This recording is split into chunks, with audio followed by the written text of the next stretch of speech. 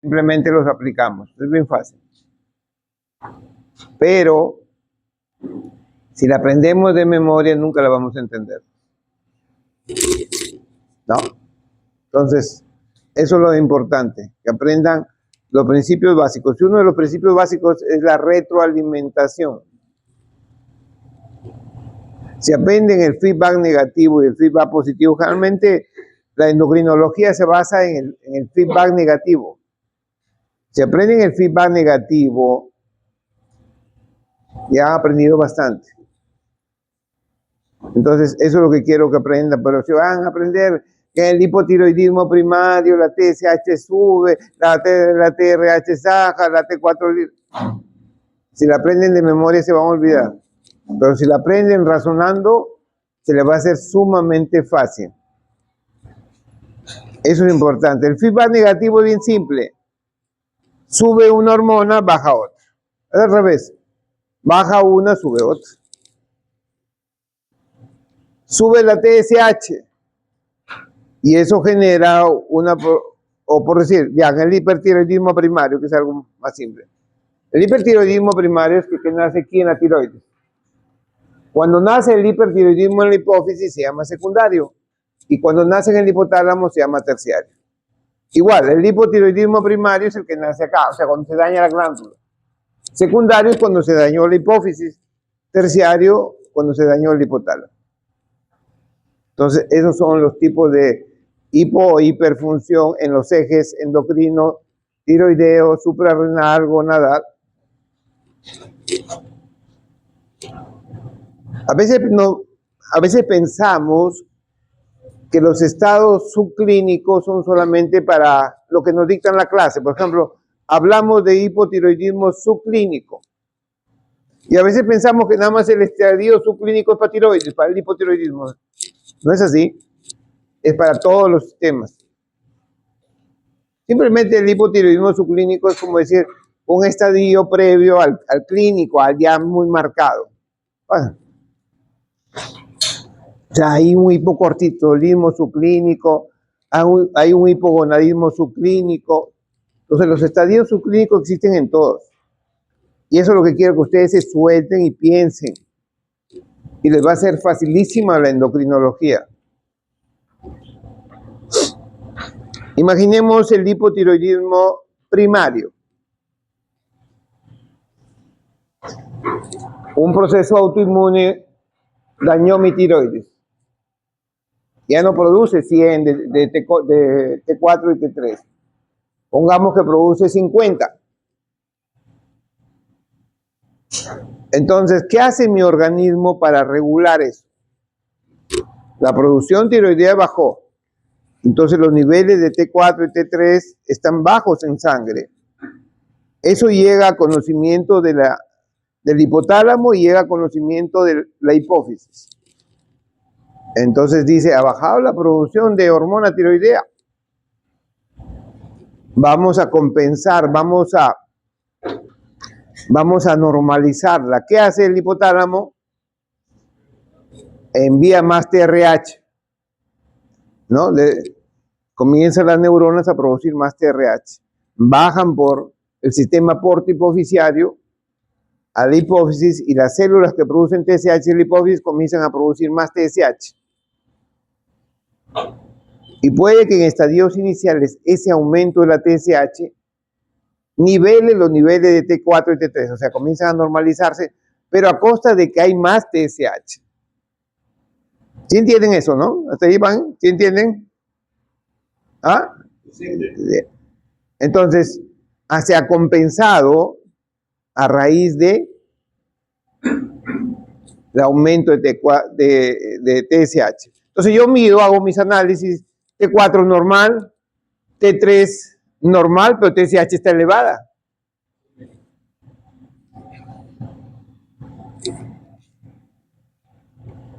Entonces, si la TSH pasa de 10, 11, 12, ya eso no es subclínico. Hasta 10 se acepta subclínico. Si es 15, 20, 30, ya no es subclínico, es clínico. O sea, ya es una disminución importante. Entonces, los ejes se regulan por ese mecanismo de su feedback. Bajó la T4, la T3, subió TRH, TSH. TRH no medimos, en la práctica clínica no medimos, o sea, nunca piden TRH porque no se mide. En investigación se mide, pero en práctica clínica no se mide. Entonces, eso es en cuanto a una compensación. Entonces, pues ya se alteró los niveles de TSH. Si la alteración es grande, eso ya es clínico. Entonces, si yo veo en ese momento T4, T3, TSH, y veo T4, T3 normal, TSH elevado, me está indicando que la hormona más importante que me guía en mi presunción diagnóstica es la TSH. ¿No? No es el T4, no es el T3, es la TSH. Eso es importante que lo tengan en cuenta. Vamos a poner un ejemplo, mientras hacemos tiempo que lleguen sus compañeros, un ejemplo con hiperfunción, un hipertiroidismo. Un proceso autoinmune inflama mi tiroides, se meten anticuerpos y los anticuerpos vienen, se unen al receptor de TSH. Encajan y lo activan. Es como un choro que agarra con una llave que no es la original, entra, mueve la chapa y abre la puerta. ¿No? Entonces, cuando entra una hormona y se une a su receptor, no se une toda la hormona. Se une parte de la hormona. Encaja y activa una cascada de eventos. Entonces, imagínense que se metió un anticuerpo, activó la T y comienza a producir, esa glándula comienza a producir más T3, T4. Entonces, ¿qué va a suceder? Ese aumento de T3 y T4 en sangre llega a conocimiento del hipotálamo y la hipófisis.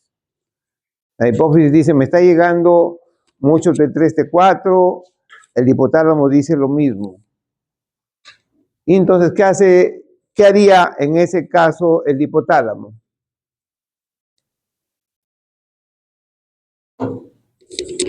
Disminuye la producción de TRH.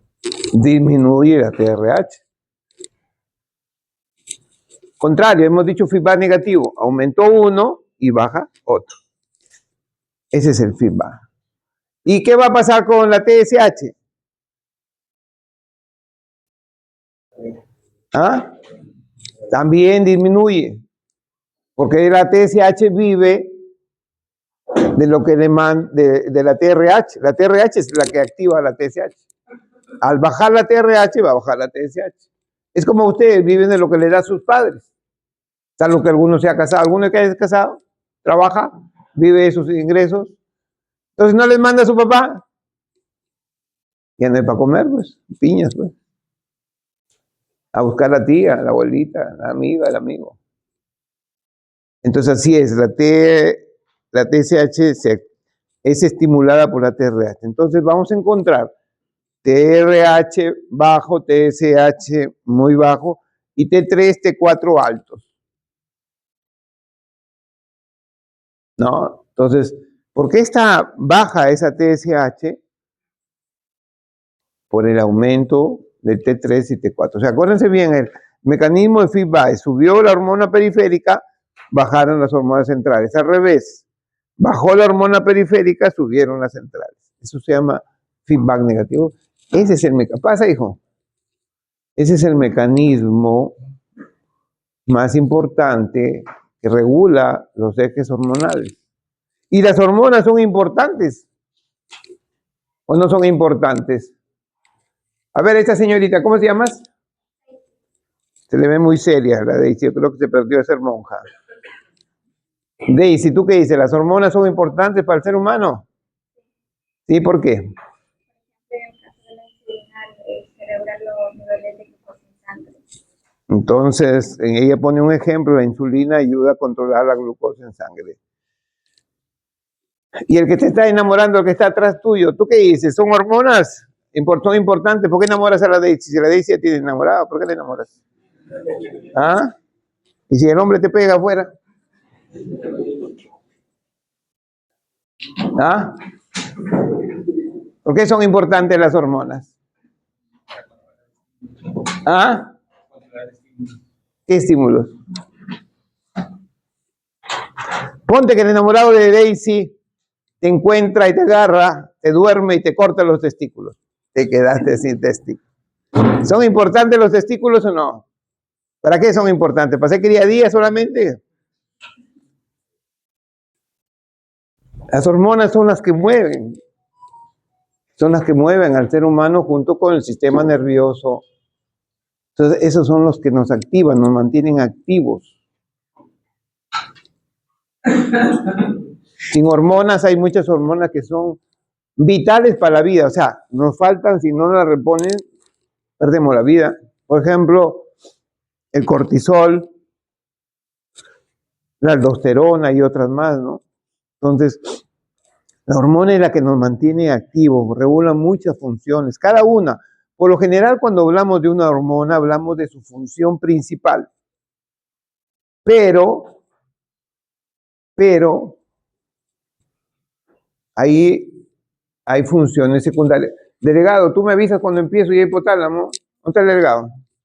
Mira tú, pues yo no los conozco a ustedes. Tú dime en qué momento empiezo. Estoy haciendo tiempo. ¿Sí? Ya. Bueno, terminamos este punto. Las hormonas son muy importantes.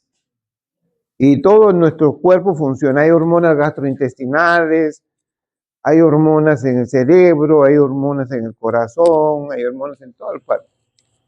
Somos un acúmulo de células productoras de hormonas, ¿no? Eso es lo que nos activan y nos mantienen vivos y que regulan muchas funciones. A veces conocemos una sola. Por ejemplo, ¿para qué sirve la hormona de crecimiento?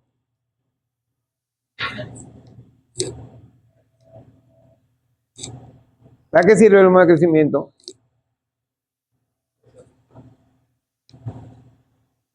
¿Para que crezca el cabello? ¿Para qué sirve? ¿Tú cómo te llamas? Cristian, ¿tú qué dices, Cristian? ¿Para qué sirve la hormona de crecimiento? Bueno, estimular el crecimiento de las células. A ver, la señorita que está atrás tuyo. ¿Cómo te llamas tu hija?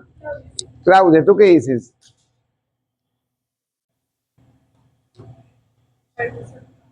¿Ah? Lisa, ¿para qué sirve la hormona de crecimiento? Para ayudar a desarrollar. ¿Ah? ¿Desarrollar qué? ¿El pelo, las uñas? ¿Ah? No, estás acá en clase, habla fuerte. A ver, tu compañera que está atrás, ¿cómo se llama tu hija? ¿Cómo? ¿Y ya, para qué sirve la hormona de crecimiento? ¿Ah? A ver, el joven que está atrás, ¿cómo te llamas tú? Eri, ¿para qué sirve la hormona de crecimiento? Para terminar su metabolismo para obtener energía. ¿Tú cómo te llamas? Carlos, ¿para qué sirve la hormona de crecimiento? Tiene varias funciones, entre ellas está estimular el crecimiento óseo, muscular. Para ayudarnos a crecer. Entonces, en la etapa de niñez y en la etapa de adolescencia, dos hormonas son importantes para crecer, la hormona de crecimiento y la hormona tiroidea. Pero en la etapa adulta, ¿será importante la hormona de crecimiento? Cuando ya no crecemos, ¿será importante? Buena pregunta. Buena pregunta. Supongo que sí. ¿Por?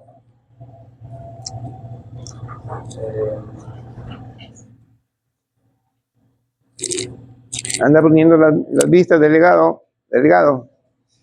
Vamos, delegado.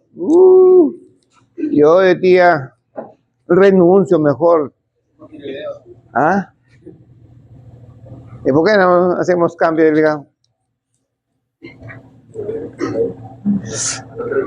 Hay un síndrome que se reconoció hace algunos años de la deficiencia de hormona de crecimiento en adultos, porque A veces, como les decía, a veces hablamos de una hormona y hablamos de la función principal, pero generalmente intervienen en muchas funciones en forma secundaria y a veces se desconoce mucho de su función en ciertas edades. Hace años ya se describió la deficiencia de hormona de crecimiento en adultos. Y los que tienen deficiencia en la etapa de niñez severa y van a seguir con deficiencia en la etapa adulta, si no reciben la hormona, comienzan a dañar su corazón, su hígado, sus huesos y mueren jóvenes. Entonces, a veces no se conoce eso y hablamos nomás que la hormona de crecimiento para los niños que tienen talla baja y déficit de hormona de crecimiento. Entonces, vean ustedes que las hormonas tienen muchos roles, son importantes y hay que entender, y eso es lo que quiero que ustedes tengan, esa amplitud de pensamiento, no se cierren en los conceptos, abran su mente para que cada día puedan saber más. Acuérdense bien, todo puede ser, todo. No hay absolutos en medicina. Eso ya desapareció. Vamos. El hipotálamo, vamos, pasa.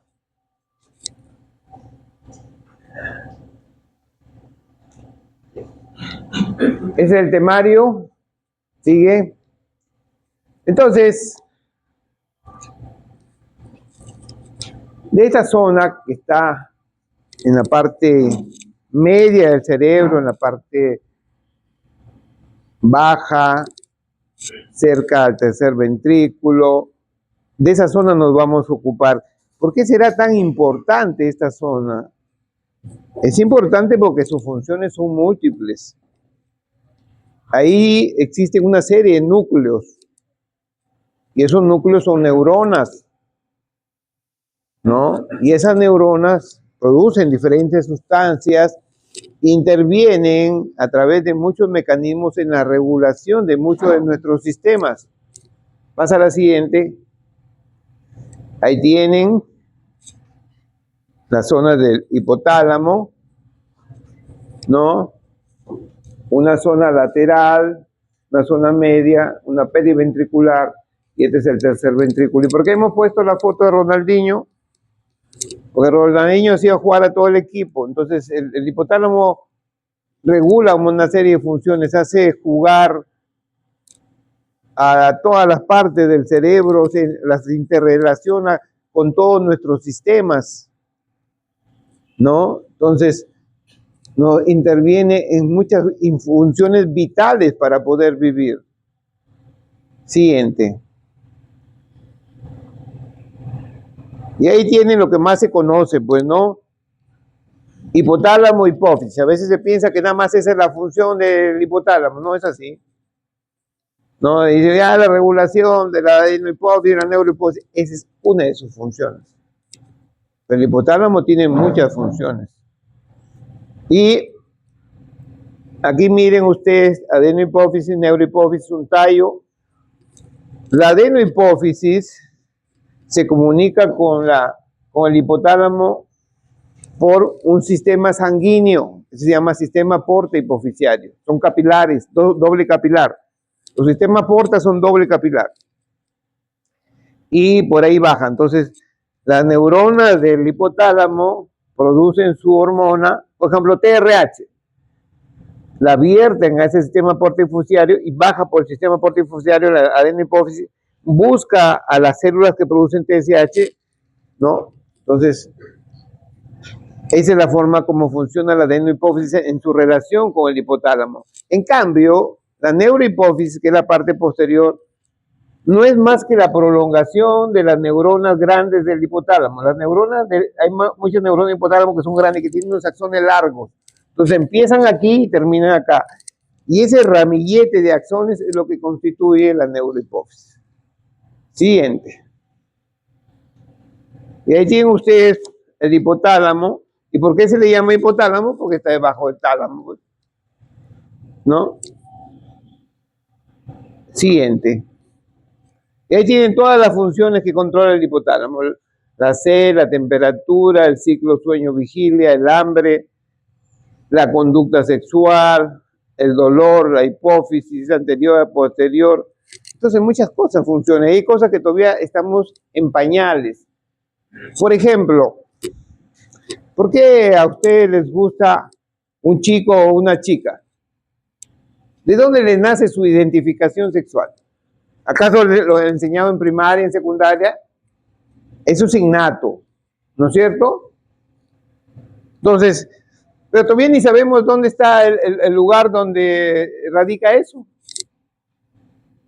El punto donde está regulada la identificación sexual. Y a veces se piensa que los problemas de la sexualidad son problemas netamente hormonales, y no es así, todavía estamos en pañales. A veces piensan que el homosexual, hombre o mujer, es por falta de hormonas, ¿no? Todavía ni sabemos por qué.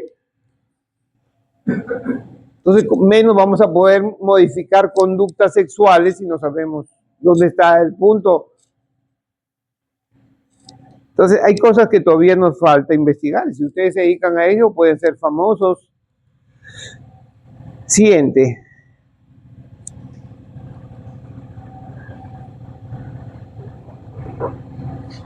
En cuanto a la C, hay unos núcleos que se producen hormona antidiurética, hay unos núcleos que también producen oxitocina. Estos núcleos, sus axones son largos y en la neurona, en el cuerpo, comienzan a sintetizarse las hormonas antidiurética y oxitocina y bajan por el axón y hasta lo que constituye la neurohipófisis, y ahí secretan su producto. Generalmente los péptidos son proteínas o pequeños péptidos.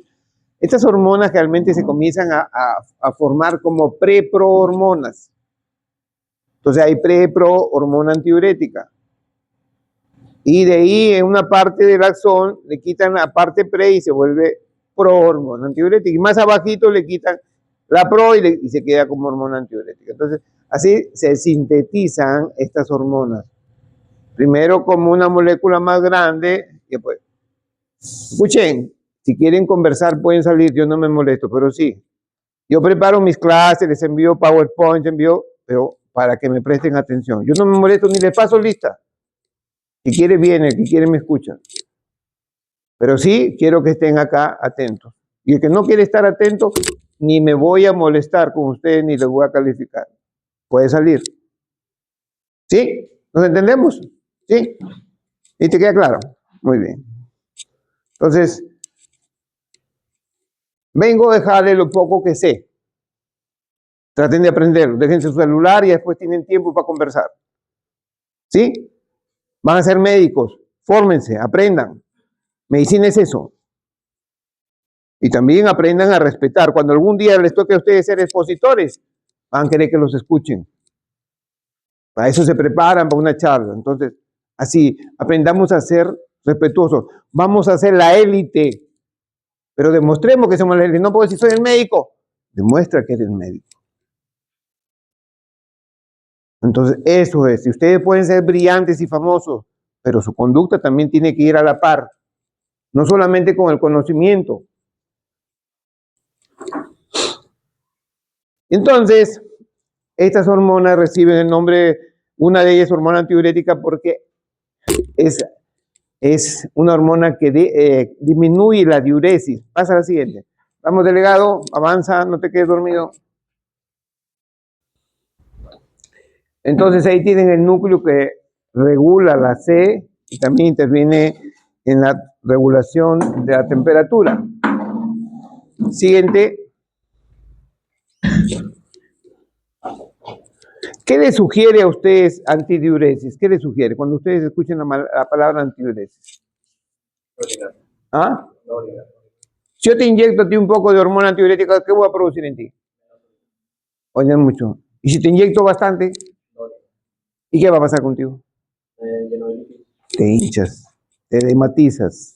O sea, si yo ponte que tienes un paciente con deficiencia de hormona antidiurética, que eso se llama diabetes insípida, y le pones más dosis, lo puedes sobrehidratar si tomas mucho líquido, ¿no es cierto? Entonces, Es importante entender ese contexto. En los inicios del siglo XX, cuando recién se esbozaba que creo que te pasé una vista de una charla de uno de los videos, creo que tiene la parte de historia de la hipotálamo, esa creo que no está acá. Pero bueno, pásasela a tu compañero y compártela. Para que vean cómo ha ido evolucionando el conocimiento. Entonces, en los inicios, estos señores, Magnus y Schaeffer, y así era la medicina aquel entonces, estamos hablando de 1901, 1905, a veces se usaban extractos, porque se conocía poco, pues había algunos estudios en animales que le cortaban la unión del hipotálamo con la hipófisis y el animal se iba en orina, y ahí decían, parece que por ahí está la cosa, ¿no? Porque había gente que tenía síndrome polidixia poliuria, o sea, gente que toma mucho líquido y orina bastante. Entonces estos señores ya por ahí se conseguían extractos de cadáveres y los daban a las personas que tenían polidixia poliuria, y en algunos mejoraban, indicando que en ese extracto estaba parte de la hormona que le faltaba. Siguiente, vamos. Y esto ya más allá, 10 años más allá, estos autores, Farini y von Berling, ya comenzaron a tratar la diabetes insípida. Ya fue, los primeros tratamientos de diabetes insípida fue con estos extractos de cadáveres. Así era la medicina. Y cuando algún día se les dé por estudiar la historia de la medicina, van a ver que en el siglo XVIII y XIX se usaban extractos del faraón de Egipto. Más caro, pues, porque era un faraón, pues. En cambio, de un cadáver que no tenía esa alcurnia, más barato. Pues. Pero así se vendía, o los estafaban también así. Así ha sido la medicina. No crean que el conocimiento vino y ya, se puso ahí. Entonces, el agua es importante para nosotros, ¿no? Y tenemos agua en todo el cuerpo. Los varones un poco más que las mujeres, y la mayor parte está en el intracelular. Hay una parte también en el extra, en el intersticial y en el intravascular. Pasa a la siguiente, legado. Y el agua no está estática, se mueve. Y generalmente es la osmolaridad la que la desplaza entre diferentes espacios que tenemos en el cuerpo, ¿no? Y la osmolaridad tiene sus reguladores. El principal regulador es el sodio. Entonces, si yo ahorita me voy con ustedes a comer un ceviche bien cargado de sal, ¿voy a alterar mi osmolaridad? Claro que la voy a alterar. Se va a subir mi osmolaridad. ¿Y qué va a hacer mi cuerpo? Va a tratar de reducirla. Porque si sube, se altera el funcionamiento. Para que los tejidos funcionen, tienen sus niveles de cada cosa, de osmolaridad, de temperatura, para que todas esas reacciones enzimáticas en las cuales se maneja nuestro cuerpo, ¿no? Funcionen bien. Se altera la temperatura, podemos hasta morir. Se altera la osmolaridad, también funcionan mal. Entonces, ¿qué va a hacer el cuerpo? Produce más hormona antidiurética, retiene el líquido y con eso baja la osmolaridad. Siguiente. Todo esto lo tienen en videos y lo tienen en PowerPoint, lo pueden ver las veces que quieran. Lo único que sí que no dan negocio con mis videos. Ahí tienen los principales reguladores. Sube la osmolaridad, sube la secreción de hormona antidiurética. Sube el volumen, ahí, claro, la flecha dice sí, pero lo que está haciendo es por volumen baja.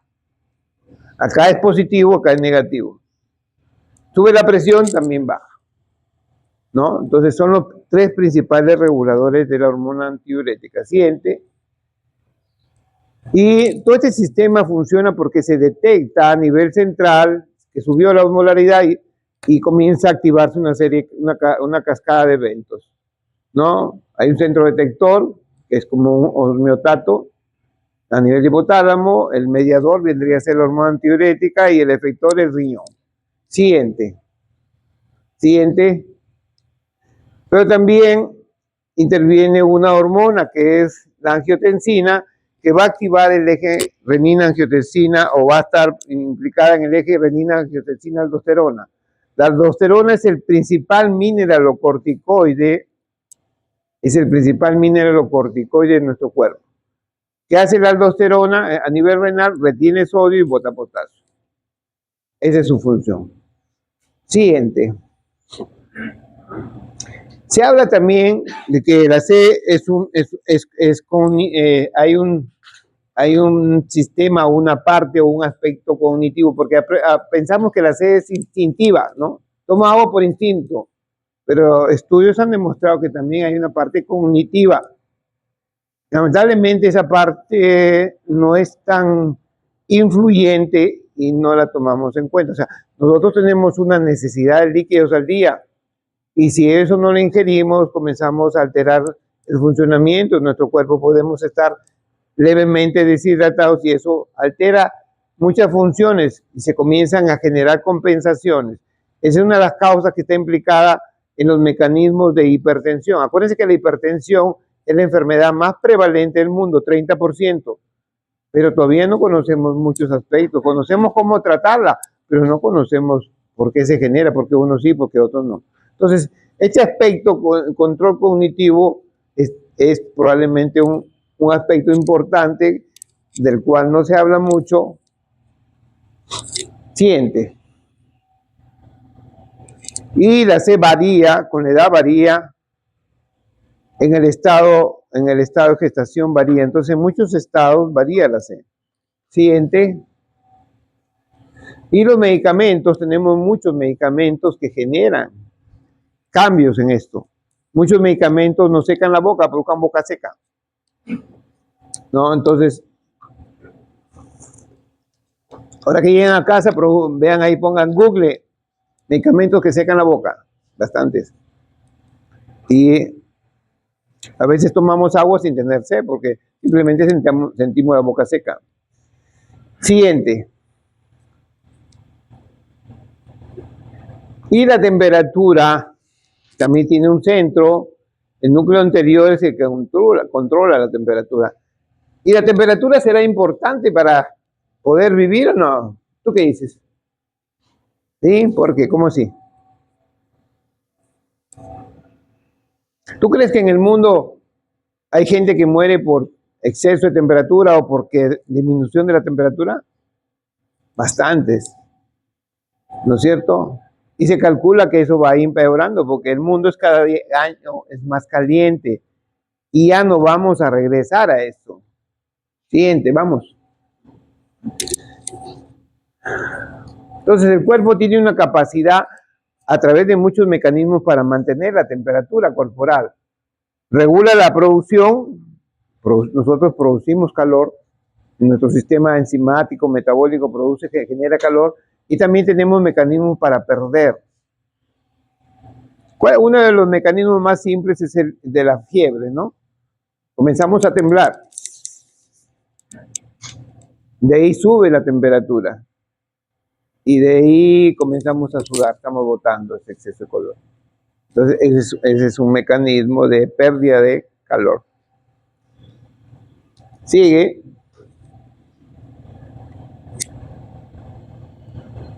La temperatura es básica. Nuestro organismo está preparado, está fabricado para cierta temperatura, para ciertas condiciones. ¿No es cierto?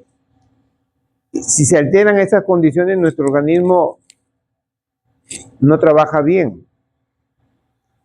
¿Por qué pierde la Alianza Lima cuando va al Cusco o a Puno? ¿Ah?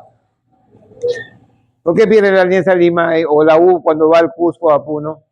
O cuando viene acá a Piura y estamos a una temperatura alta, ¿por qué creen que pierde?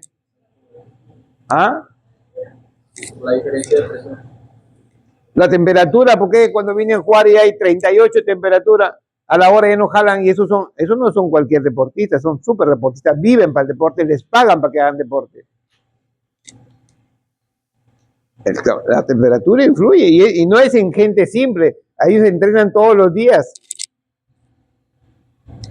¿no? O cuando van a la altura y después de media hora ya no pueden correr. Entonces, existen condiciones en las cuales nuestro organismo funciona. Y si nuestro organismo no está en esas condiciones, se alteran muchas cosas. Y puede hasta costarnos la vida. Entonces, nosotros tenemos sistemas para aumentar la temperatura y para bajar la temperatura. Siguiente, pero siempre hay márgenes, o sea, para generar eso hay extremos hasta donde puede subir, hasta donde puede bajar. Y hay también tiempo, ¿no? Yo no puedo subir mi temperatura de 37 a 40 en un ratito, no, eso no se da. ¿No? Entonces, eso es importante. Tenemos sensores térmicos que detectan los cambios de temperatura. Esos sensores están en todo el cuerpo, en los vasos sanguíneos, en la piel, a nivel de hipotálamo. Detectan cambio de temperatura y comienzan a generarse mecanismos de regulación. Siguiente.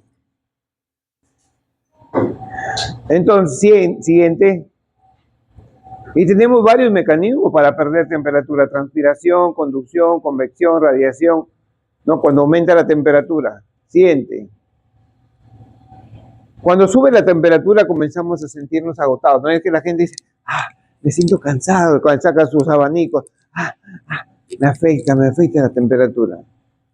¿No? Porque comienzan a sudar mucho, y si va subiendo mucho, comienzan a sentir ya malestar. Siguiente. Y si llega a extremos, no, se genera un cuadro clínico que se llama golpe de calor. En español se llama golpe de calor. Entonces, este cuadro, si es un cuadro serio, cada año muere mucha gente de exceso de calor. ¿No han leído los periódicos que hasta hace poco en muchas ciudades de España, de Europa, Italia, han estado a 40 grados y que ha muerto mucha gente? Porque no todos tienen como tú en tu casa un ventilador. Hay gente que es muy pobre, que a veces vive en una casa que no tiene las condiciones para darle temperatura interna. Todos los años muere mucha gente de golpe de calor. Y cuando hagamos el diagnóstico de golpe de calor, tenemos que internarlo, no es decir, hago el diagnóstico, no, este señor se queda, hidrátamelo, pónmelo en un ambiente que la temperatura esté más baja y quítenle la ropa o déjenle con una ropa más simple, porque ya estamos ante un cuadro que si no lo cambiamos, no lo modificamos, puede quitarle la vida al paciente. ¿No es cierto? Siguiente. Entonces, cuando tenemos exceso de calor, nos deshidratamos, no nos concentramos bien, y si tenemos alguna enfermedad crónica, diabetes, hipertensión, cardiopatía coronaria, insuficiencia renal, esto se va o se puede agravar. Siguiente.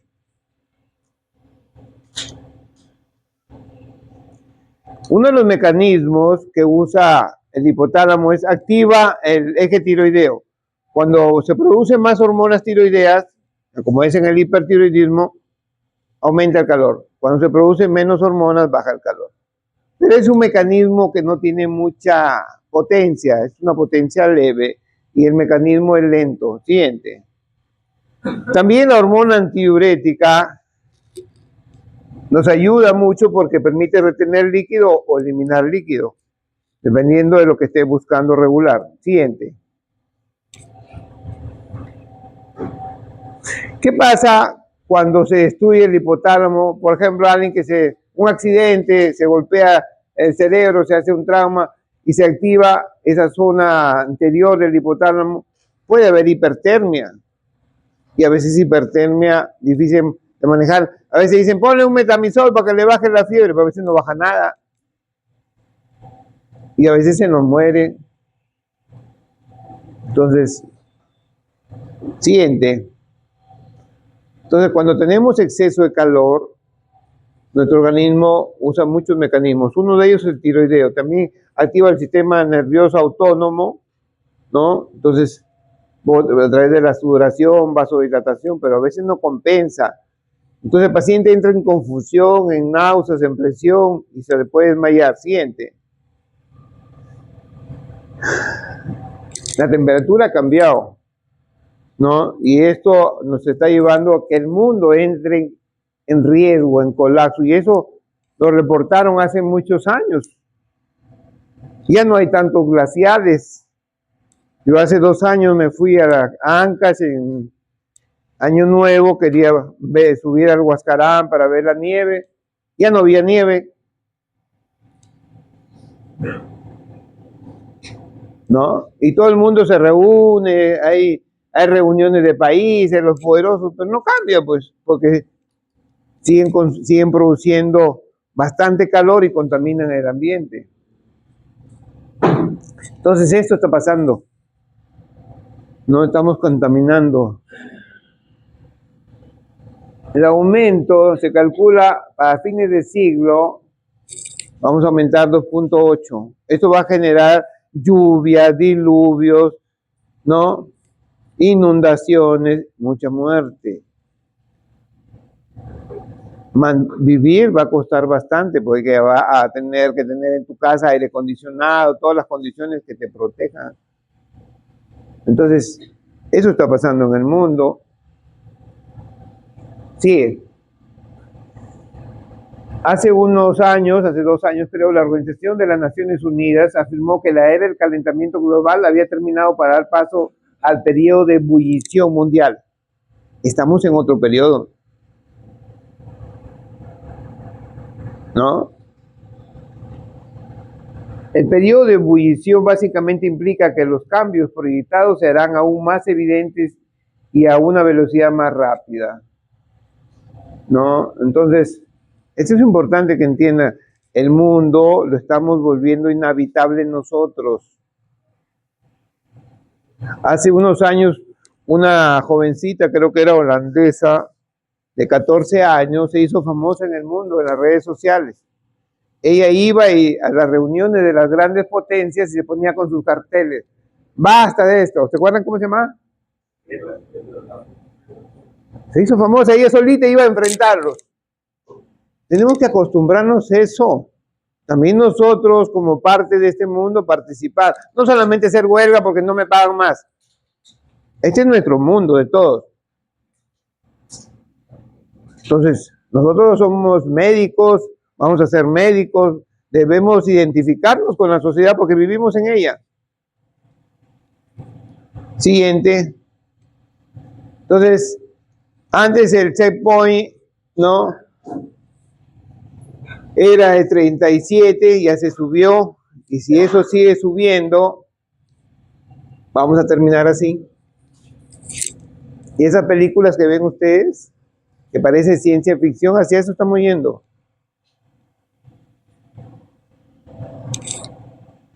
Brisa, deja tu celular. Entonces, cuando baja la temperatura, lo opuesto, se genera también grandes problemas que nos pueden hasta costar la vida. Hace unos años en un curso que hice de diabetes en Miami, había una charla de un neurólogo, creo que era, un americano, que él contaba que se había preparado para nadar 12 horas en el Canal de la Mancha, pasarlo, ¿no? Entonces se preparó, se subió de peso porque para tener más grasa, para quemar calorías en esas 10, 12 horas que iba a nadar, ¿no? Y lógicamente iba con gente que lo iba siguiendo, él iba nadando pero estaba cerca. Y se preparó bastante y encima cuando nadaba iba con una cubierta especial porque temperatura baja. Porque la temperatura baja te paraliza y te mueres. Entonces hizo toda esa preparación. Entonces, pero a veces cuando sucede de improviso, vas en un barco y se hunde, no te da tiempo para prepararte, piña pues. Entonces eso es importante. Vamos. Por debajo, la hipotermia es cuando baja la temperatura menos de 35. Y esto generalmente los termómetros usuales no miden, no detectan, se usan termómetros especiales. Por ejemplo, en un coma mixematoso, el hipotiroidismo más severo, el extremo del hipotiroidismo, ahí la temperatura baja, hay una hipotermia. Y ustedes le ponen termómetros, no va a marcar. Ahí se usan termómetros generalmente especiales que se ponen en el recto. Sigue. Cuando baja mucho la temperatura, ya nuestro sistema no funciona bien, nuestro sistema enzimático se altera. Es como Es como su computadora, cuando baja la corriente ya comienza a salir rayas y rayas, ya no funciona, ¿no? Y ya comenzamos a hablar mal, a no poder hablar, ¿no? Y si sigue bajando, vamos a perder la conciencia. No cambies, deja ahí. Ese es, ustedes que han estudiado historia, fíjense ese, Napoleón. ¿Por qué no pudo tener éxito en su invasión a Rusia? Porque se metió a invadirla en época de frío, de hielo. Y su ejército murió, casi se diezmó un montón por la temperatura. No calculó eso. Entonces perdió, no pudo vencer a los rusos. Siguiente. La hipotermia es leve cuando la temperatura está entre 33 y 35. Ya hay muchas alteraciones, confusión mental, ya se vuelve torpe el cuerpo y ya no nos obedece. Casi todos los que mueren en el Titanic, en el hundimiento del Titanic, mueren por hipotermia. No mueren porque se los comieron los tiburones, no, por hipotermia. Porque no tenían barcos salvavidas suficientes y porque la gente no fue solidaria. Los pocos barcos que habían que albergaban a 60, 70, nada más se llenaron con 13, 14. No quisieron meter más, porque ante el caos a veces no nos volvemos solidarios. Nos olvidamos. Vino el COVID, se perdió mucho la solidaridad. Entonces, murió mucha gente por eso. Sí. Es hipotermia moderada cuando está entre 30 y 33. Y a veces uno se somete, como estos alpinistas, que buscan a veces la gloria, subiendo grandes alturas, ¿no? Se somete, van bien protegidos, van con todas las cosas, pero aún así a veces les gana la temperatura y mueren. Todos los años mueren un montón de alpinistas por hipotermia. Siguiente. Y por debajo de los 30 es una hipotermia grave. Y se pierde la conciencia, se dilatan las pupilas, hay bajada de presión y los latidos cardíacos se comienzan a enlentecer y hay paro. Bolívar, en su campaña para liberar Venezuela, Colombia, Ecuador y Perú, decidió agarrar a los españoles por la espalda, ¿no? Y eso significaba subir por un páramo. Y los españoles, lógicamente, no esperaban que por ahí se subiera. ¿Quién loco se va a meter a subir por ahí? Y se mueren. Pero Bolívar era loco, pues por eso lo considera uno de los mejores estrategas del mundo. Porque con unos cuantos campesinos le ganó a los españoles por estrategia. ¿No? Se subió por el páramo. Y esos muchos eran descalzos. Murió mucha gente. ¿No? Entonces, porque ahí la temperatura era bajísima. O sea, la hipotermia, quiero nada más que lleven el mensaje, mata la hipotermia. ¿No? Entonces, la hipertermia, la hipotermia mata. Y el hipotálamo, si bien tiene mecanismos compensadores, no son grandes mecanismos, ¿no? Son mecanismos que tienen un rango de compensación, más allá de eso no. Siguiente. Entonces, cuando estamos en hipotermia, entramos en confusión, somnolencia, piel pálida, nos vuelve, temblamos y ya dejamos de coordinar y perdemos la vida. ¿Alguien ha visto la película Titanic? ¿Sí? ¿De qué muere el actor? Hipotermia, pues. Se queda como dormidito ahí. ¿No es cierto? Entonces, eso es la hipotermia. A veces pensamos que nada más en el dengue, en la tifoidea. Y a ustedes cuando sean médicos y comiencen a viajar bastante, algún día los van a encontrar esos extremos. Siguiente. El sueño y vigilia. Ese es un aspecto importante que regula el hipotálamo, ¿no? Y está a cargo del núcleo supraquiasmático. Esto se llama ciclos circadianos. El ciclo circadiano central está ahí. Y ese es el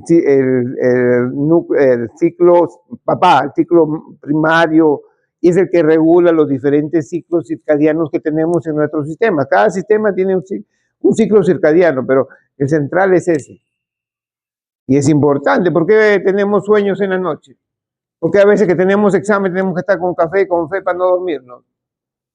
Y a pesar que nos amanecemos, salimos jalados. ¿No? Y tenemos que repetir el curso. Bueno, ustedes están jóvenes, pueden repetir varias veces. Sí, y eso le mereció un premio Nobel a los que descubrieron. Y lo descubrieron, ¿no? Y lo descubrieron en animales. Entonces nosotros tenemos cambios regulares del estado mental y físico en un periodo de 24 horas. Ese es un reloj que tenemos interno. Así como tenemos un reloj en el corazón, el nodo sinusal, que es el que regula los latidos, acá también hay, ¿no? Y es tan controlado por un área del cerebro que está influenciada por la luz. Entonces la luz es un influenciador, siente. Así como hay las influencers, cuando ya comienza a anochecer, nuestro cuerpo comienza a aumentar la temperatura corporal y segrega una hormona, y es la melatonina, que la produce la glándula pineal. Y ahí comenzamos a tener sueño. Y se produce el sueño durante la noche. Siguiente. Sigue. Anda, lávate la cara. Entonces, ese reloj principal del cerebro coordina todos los relojes biológicos que un ser viviente, ¿no?, que tenemos. Nosotros tenemos un montón. ¿Por qué a ciertas horas se nos da por ir al baño? ¿Por qué por qué baja la presión en la noche? Todo tiene un ritmo, ¿no? Un ritmo circadiano de 24 horas. Entonces, estos investigadores que los ven ahí recibieron el premio Nobel porque ellos descubrieron cómo se generaban estos ritmos circadianos. Siguiente. ¿En dónde lo encontraron? ¿Dónde lo estudiaron? En moscas de fruta, que tienen una composición genética muy parecida a los seres humanos. Hallaron un gen que ayuda a controlar el reloj del cuerpo. Entonces, la investigación muchas veces se hace en animales que tienen algún aspecto semejante al ser humano.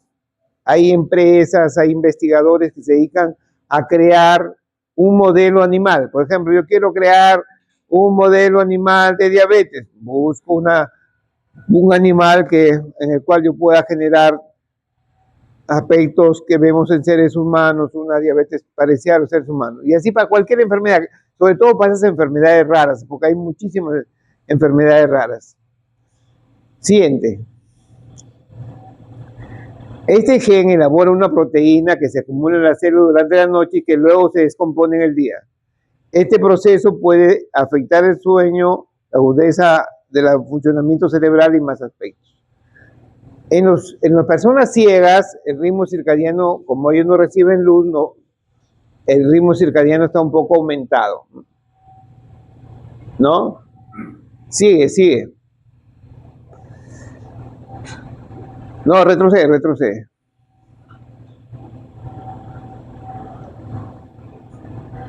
Entonces nosotros cuando tenemos este concepto ya podemos entender un poco por qué hay ciclos circadianos para las hormonas.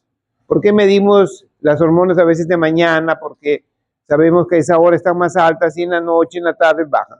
El cortisol en la mañana está más alto y en el día va bajando, ¿no? Así con la hormona de crecimiento y con muchas hormonas. Tiene un ritmo circadiano. Siguiente. El problema de la saciedad. Hay una área del hipotálamo que tiene que ver con el hambre. Esta área está crónicamente activa. Siguiente. Entonces, el apetito, el hambre, la ingesta, ¿serán importantes? ¿Será importante conocerlas? ¿Qué dicen ustedes? ¿Tú cómo te llamas? Alenda. ¿Qué dices, Alender? ¿Por qué será importante?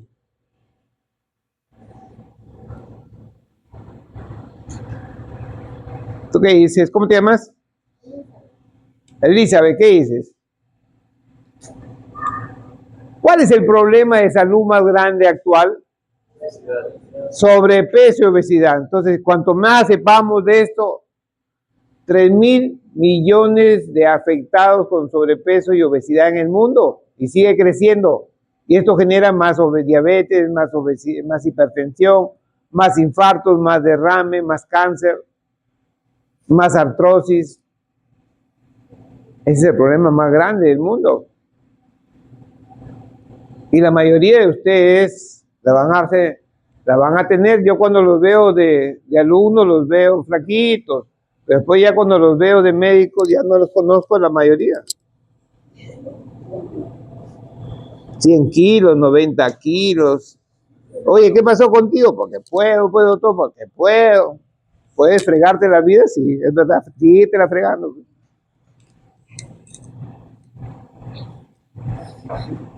Ya cuando están con su 4x4, ya cambia.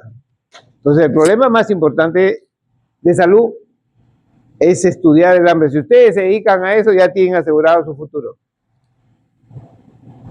Porque pronto la obesidad va a ser una especialidad. Así como creció tanto diabetes, ya se volvió una especialidad la diabetes. En muchos países, por ejemplo Chile, tiene endocrinólogos y tiene diabetólogos. Argentina tiene endocrinólogos, tiene diabetólogos. Y en muchos países, Alemania tiene endocrinólogos y diabetólogos. Porque son enfermedades que han crecido tanto y necesitan especialistas.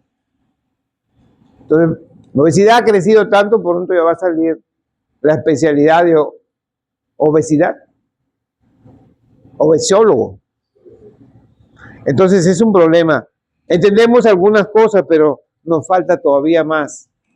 Entonces hay un centro del hambre que está todo el día activo. Comemos, ¿no? Se sacia un rato, pero dice vuelve a activar. Siente. Y hay centros que cuando los lastimamos en animales, el animal no para de comer. No para. Y se vuelve obeso. En cambio hay otros centros, cuando los destruimos, el animal así le pongas el apetito, la comida más rica no la come. Yo cuando se salió el río, hace más o menos 6, 7 años, me dio el dengue grave. Creo que me bajé como 17 kilos. Paraba con fiebre. Y mi única forma de controlar la fiebre es que me bañaba con agua fría cada 3 horas, cada 2 horas. Y descansaba, y bebía el líquido. Y tenía hambre. Y a veces me iba con mi señora, me iba a un restaurante y decía, eso está rico, esa foto, pídeme un plato. Cuando me lo ponían, llévatelo. Y ahí entendí muchas de estas cosas que a veces no las entendemos. Y a veces tiene que pasarnos para entenderlo, ¿no? A veces uno quiere comerlo, pero cuando te lo ponen no lo puedes comer, ¿no? Entonces, los efectos de las enfermedades son a veces los leemos, pero hasta que nos pasa a veces no lo entendemos. Quiere decir que se había activado, se había inflamado alguno de estos centros, felizmente que era temporal, ¿no? Y por eso me ponían el alimento que yo, para mis ojos, me parecía exquisito y como no comía casi nada, a la hora que me lo ponían, que lo comenzaba a comer con desesperación, pero no podía ni pasarlo. Porque nos falta mucho entender este aspecto. ¿Por qué todos comen? Yo hace 2 semanas estaba en el Congreso Chileno de Obesidad, ¿no? Ahí hablaba muchas cosas, pero todavía estamos en pañales en el manejo de la obesidad. Siguiente. Esta es la primera causa de obesidad de origen genético, el síndrome de Prader-Willi. Con los años he ido entendiendo este cuadro. Hay una pintura famosa en España de un rey que tenía en su corte a una jovencita que se hizo famosa, no me acuerdo ahorita su nombre, era obesa, así obesa, ¿no? Y era Prader-Willi, pero en ese entonces, el siglo XVII, nadie sabía que era el Prader-Willi, pues. Comen con ansiedad. Si ustedes no les esconden la comida, pero es porque tienen un desorden. Entonces, con los años he ido conociendo más del Prader-Willi, siente, ¿no? Cuando nacen estos niños, tienen hipotonía.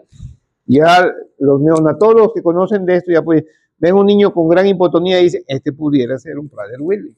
Porque al inicio son así, no comen, a veces hay que ponerles ondas o hacerles una operación para alimentarlos, ¿no? Eso se llama gastrotomía. Entonces, por ahí le abocan el estómago con la pared y por ahí le inyectan. Siguiente. Pero ya a los 4 o 5 años ya comienzan a ganar peso. Van ganando peso y el apetito se vuelve insaciable. O sea, no comen por hambre. Comienzan a comer y comer y comer y comer. Y hay que cerrarle donde están los alimentos. Siguiente. Y aparte de la hiperfagia, tienen dificultad en la regulación térmica. No regulan bien la temperatura, un alto umbral para el dolor, se hacen lesiones y no lo sienten.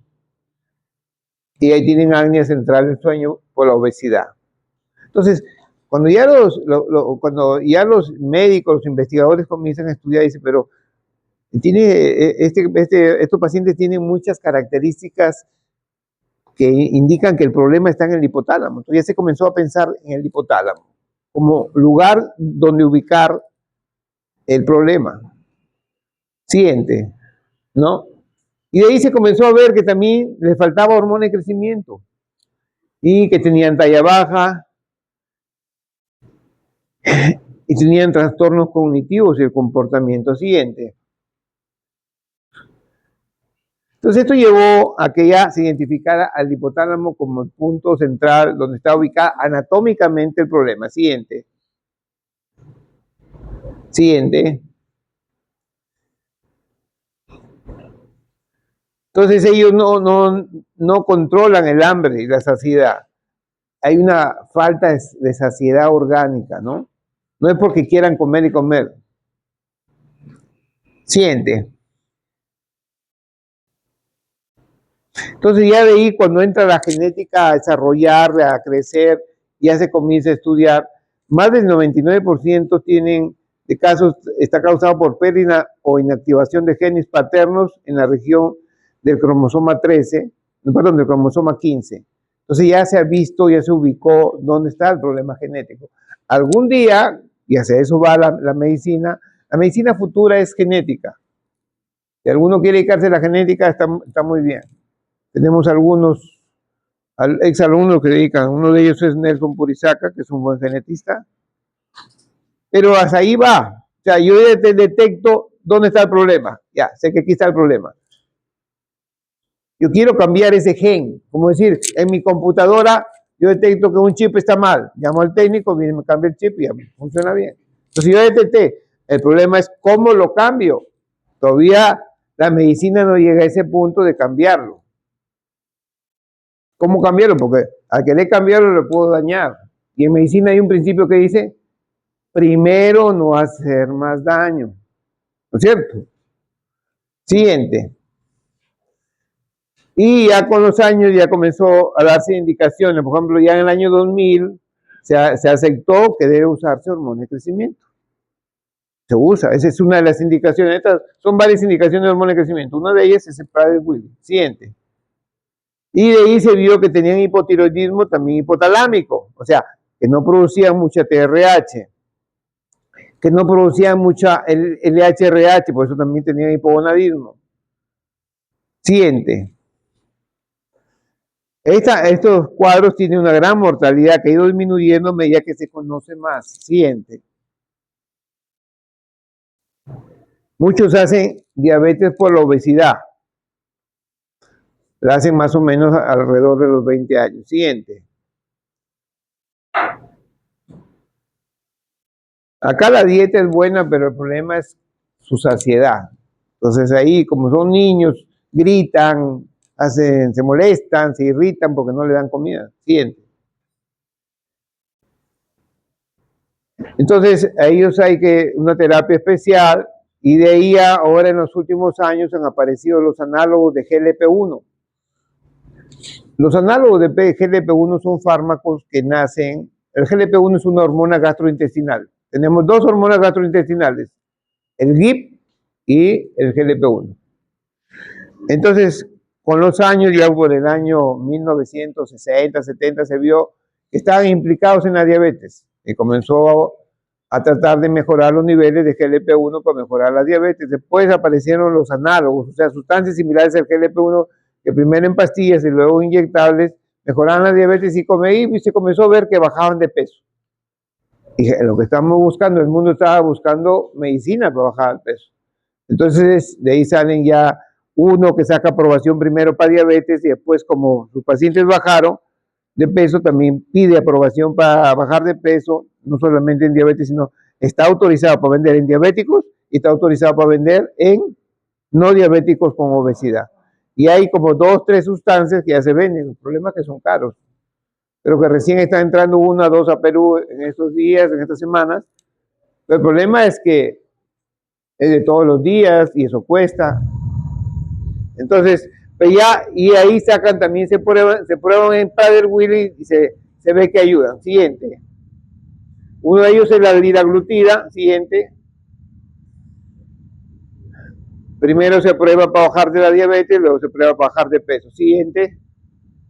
Entonces ya se ha probado en Prader-Willi, se usa. Siguiente. Es un análogo de GLP-1. Siguiente.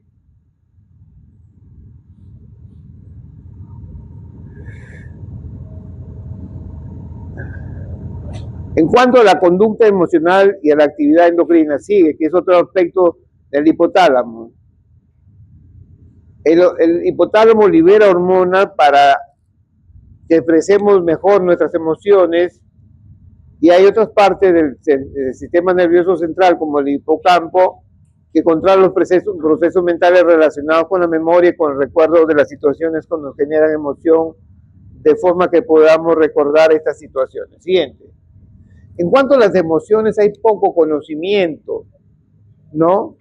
Hay poco conocimiento. Y miren que eso tiene, ¿cuántos siglos? ¿Por qué se mató Romeo y Julieta? Porque no, ¿por qué cuántos de ustedes se han cortado las venas cuando el chico o la chica no les hacía caso? A ver, levante la mano. No quieren decir que es otra cosa. ¿Tú también? Es que las emociones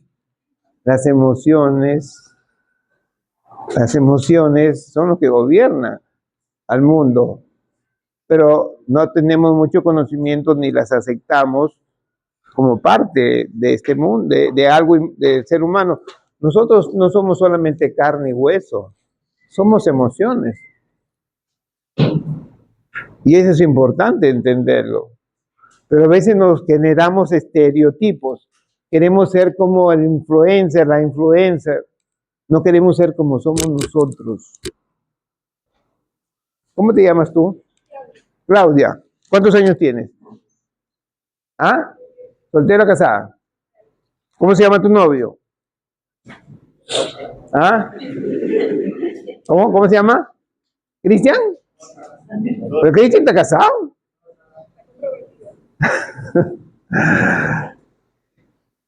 ¿Y por qué te peleaste con tu novio? Vas a ser monja. A ver, la Brisa. ¿Cómo se llama tu novio, Brisa? Brian. ¿Cuántas veces le hizo, Brian, amor mío, te llamo para decirte que te quiero? ¿Cuántas veces le he dicho? ¿Ahí?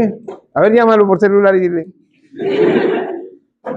Es que nos da vergüenza expresar sentimientos, porque pensamos que eso no es el estereotipo, que vivimos de estereotipos. El día que ustedes tengan sus hijos, su esposa, su esposo, díganle a sus padres, díganle, papá te quiero, mamá te quiero. Pues no, piensan que eso es malo, que es vergonzoso expresar un sentimiento.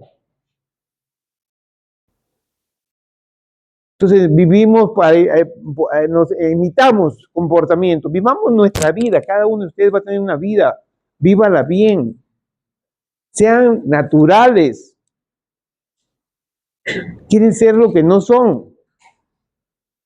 Me corto el pelo porque ese se, Dacho, córtate como a ti te gusta.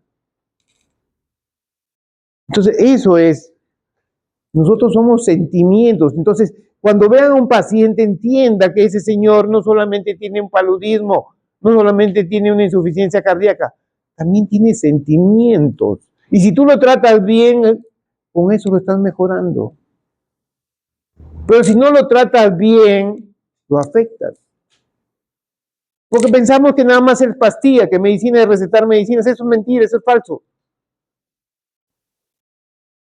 Pero estamos acostumbrados a cosas preparadas, prefabricadas.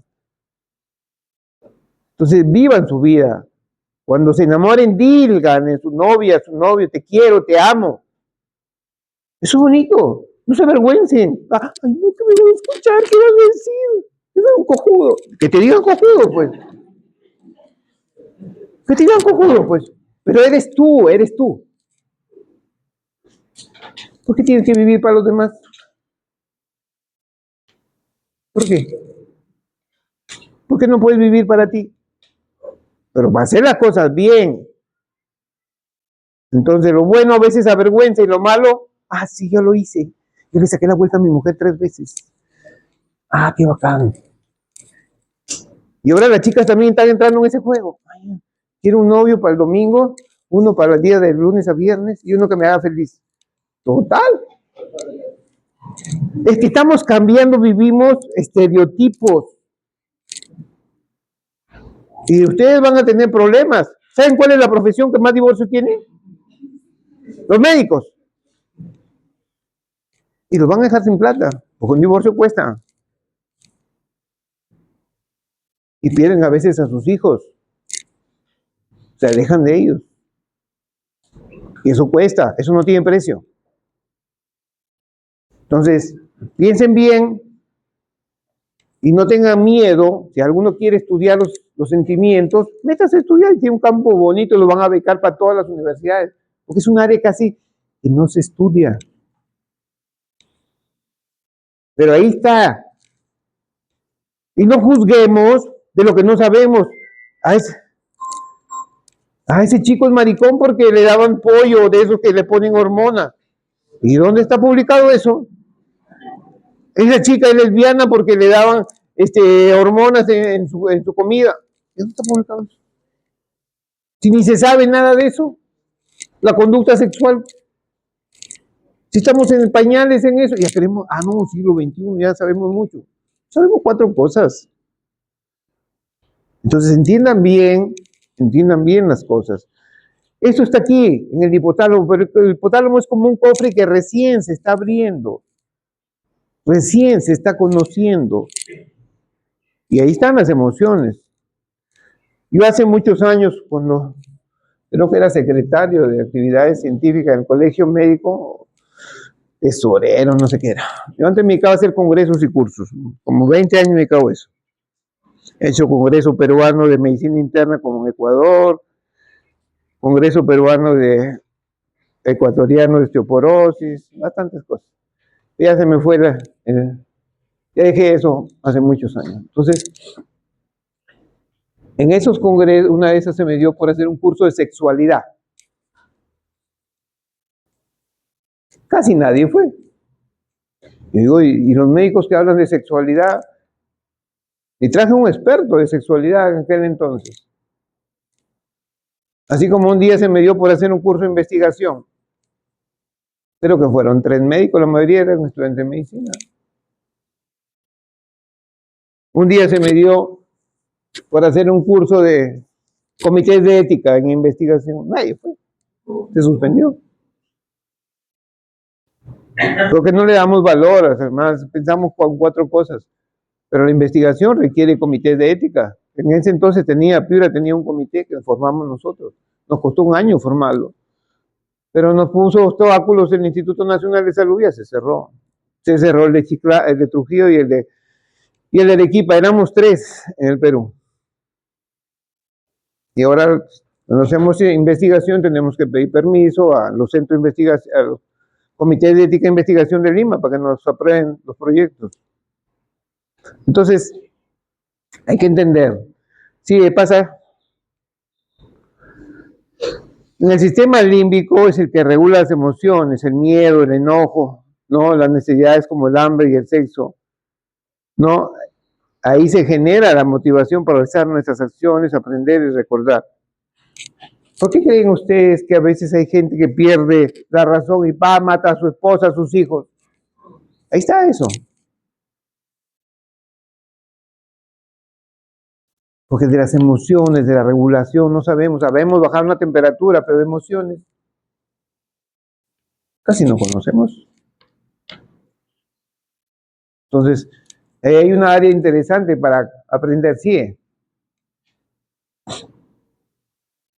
La emoción se genera como una respuesta organizada a un acontecimiento externo o a un suceso interno. ¿Por qué se mató Romeo? ¿Ah?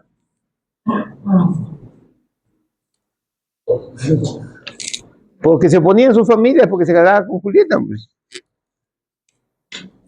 Entonces, había una motivación. Nunca vamos a poder casarnos. Mejor te matas tú y yo te sigo. Pero en mentiritas, pero le salió fallado. Entonces, hay mucho que aprender de las reacciones del ser humano para algún día poderlas modular. Porque eso es importante. Tenemos criminales. ¿Qué tiene esa gente que le gusta agarrar personas, meterlas a su casa y matarlas, descuartizarlas? ¿Qué tiene? ¿Qué? Se tiene una alteración. O esos que les gusta violar niños. Tiene una alteración. Cuando entraron a la casa de Michael Jackson encontraron un montón de cosas, solo que no las divulgan todas. Ese pedófilo famoso, amigo del presidente actual de Estados Unidos, que se mató, ese millonario se mató, o lo mataron, para que no divulgara. Se reunía en su isla con grandes millonarios y llevaban chiquillos, chiquillas. ¿Por qué tienen esa actuación pudiendo tener una mujer bonita, normal, de 20 años, 30 años, que vende su sexo? ¿Por qué llevar niños? ¿Por qué secuestran niños, desaparecen del mundo? Tienen alteraciones en su conducta.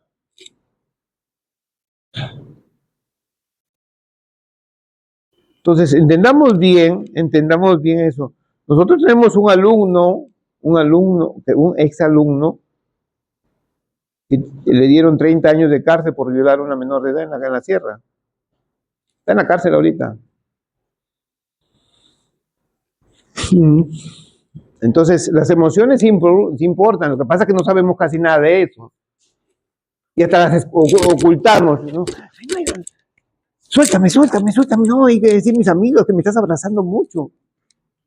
Les da vergüenza a la gente. La brisa le mete un cachetadón a su novio y dice, suéltame, no me metas en mi promoción, no. Abrázame más para que no se metan conmigo. Así debe decir. Porque no debemos tener miedo a las emociones verdaderas, buenas, a las malas.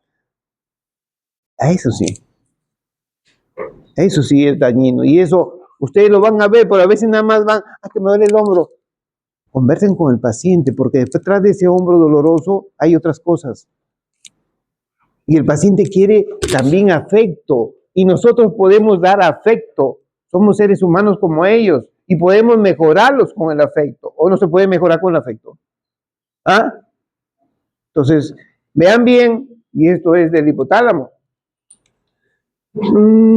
Pasa la siguiente. Todas estas áreas han sido tan implicadas en lo que es homosexualismo, comportamiento heterosexual. Y es importante que ustedes entiendan que eso no es que uno lo busque. Yo, ¿por qué quiero, si nací como hombre, por qué quiero ser mujer? O si nací como mujer, ¿por qué quiero ser hombre? ¿Por qué quiero ser transgénero? Y nosotros tenemos la obligación como médicos de respetarlos, no burlarnos de ellos. Yo veo transgénero. Me buscan porque yo lo respeto su conducta y trato de entenderla, porque sabemos poco también de eso. Entonces, es importante. Entonces, cuando llegue un homosexual, no lo juzguen, porque no tienen ninguna culpa. Apóyenlo. Cuando me llevan un niño por homosexualismo, yo le digo al padre, no lo castigues, no le pegues, con eso no vas a cambiar su conducta. Se va a fugar y lo vas a encontrar prostituyéndose en la calle. Quiérelo, es tu hijo. Entonces, eso es importante, porque tienes que entender algo, pues, del asunto, y van a ser ustedes médicos. Entonces dicen, no, es un maricón, ¿qué tiene que ver eso? Ah, tú, porque eres heterosexual, ¿eres mejor que él? Ah, sí, así era la cosa. Somos iguales. Siguiente. Siguiente.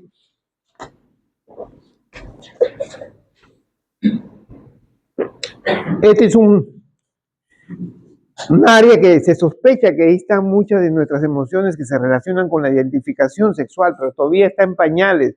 Y a los pocos estudios que hicieron lo cuestionaron porque se hicieron en pacientes con VIH. Y los autores del estudio respondieron que el VIH no tiene por qué cambiar eso. Pero es poco, hay poco todavía conocimiento de eso. Algún día seguramente vamos a tener más conocimiento. Entonces, el hipotálamo es toda una zona importantísima para nosotros. Y entender que nosotros no somos médicos solamente de algo orgánico, somos también de mente y emociones. Por eso a veces un brujo influye más que nosotros, porque si se va la emoción. Yo te hago un amarre, yo te hago esto. ¿No es cierto? Cree a veces más la gente en ellos, porque se van a la emoción. Sí, pasa.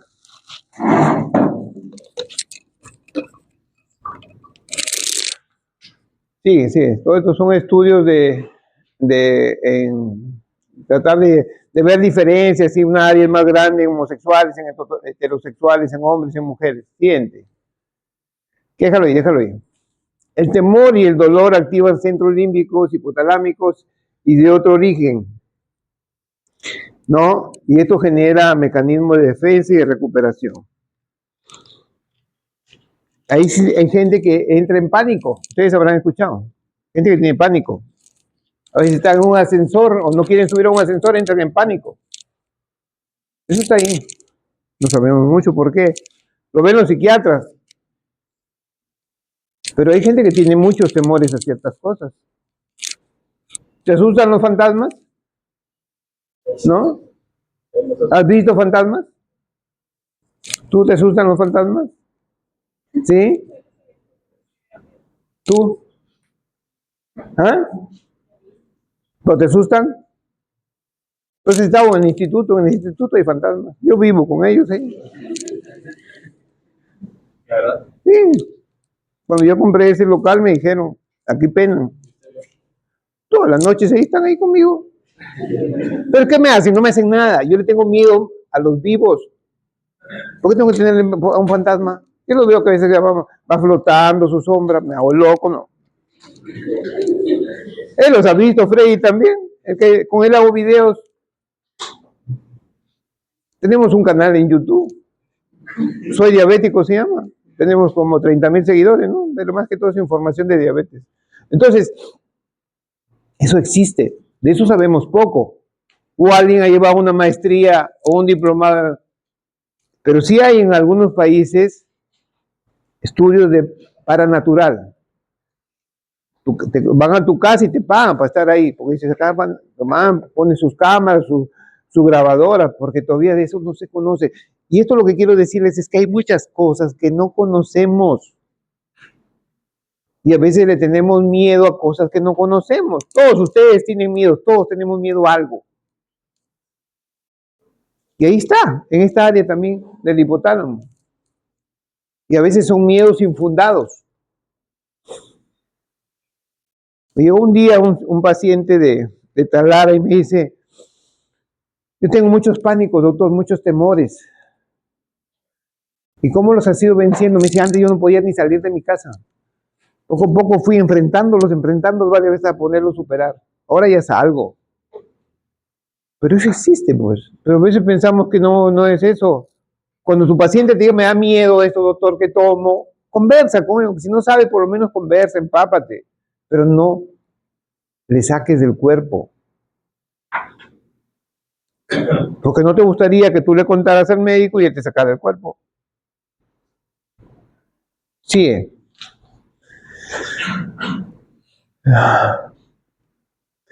En el hipotálamo también está zona que tiene que ver con el dolor. Han visto que hay gente que tiene mucha sensibilidad y otros poca sensibilidad. Hay gente que se mete agujas por aquí, por acá, por allá, que duerme sobre vidrios, que camina sobre vidrios. Y también control, el umbral está ahí en el hipotálamo. Siente. Entonces es una zona importantísima, pero de eso se habla poco, aburre hablar del hipotálamo. A mí me encanta, pero no a todos les encanta. Siguiente. Y lo que más se conoce, controlar la secreción de la hipófisis posterior y de la hipófisis anterior. Siguiente.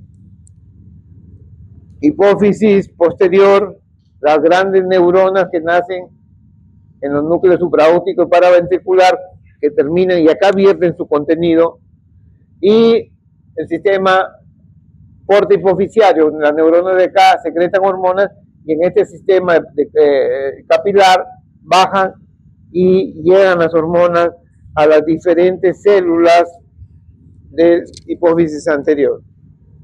Y ahí regulan tiroides, regulan suprarrenales, regulan testículos en el varón, ovarios en la mujer, tiene que ver con la secreción de prolactina, que tiene que ver con la secreción de leche, ¿no? Y tiene varias, con hormona de crecimiento.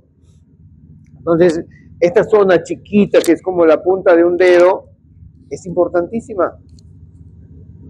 Siguiente. Entonces, el sistema nervioso central se conecta con el hipotálamo y el hipotálamo no regula adenohipófisis y la adenohipófisis regula muchos órganos a través de sus hormonas.